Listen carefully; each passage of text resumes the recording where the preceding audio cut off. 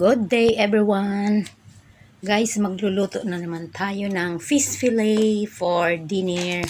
Ayan, i-marinate ko muna sa konting white pepper at konting corn flour and little salt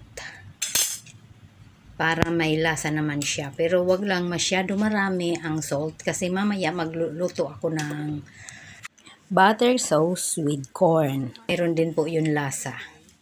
Kaya ayan, bahagya lang ang aking marinade. Ayan po, i-rub po natin para mas lalong sipsipin ang lasa. At yan po ay ipiprito ko sa konting butter. Lahat po konti-konti kasi maliit lang po yung fish. Good for one person lang siya. Ayan. Ganyan lang po kasimple ang mga Chinese cooking.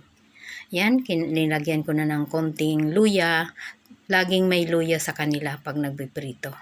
At saka ayan, habang piniprito sa kabilang side yung fish, nilagay ko na rin po yung sangkap.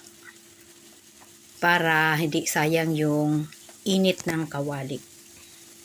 Init ng pagmamahal sa pagluluto. Ayan. So ayan, i-separate ko po yung fried fish para hindi siya ma-over fry. At ayan na po, nilagyan ko na ng diluted corn flour ang ating ginisang sangkap. Carrots, sweet corn, and onions. At ayan, takpan natin para mas lumambot siyang maigi. Ganyan na po siya guys. Medyo mayroon konting malapot na sauce para mas dikit sa ating nilulutong fish. Oh, ayan. It's almost done. Ready for dinner. So, just enjoy with this simple fish fillet and butter sauce. Happy dinner!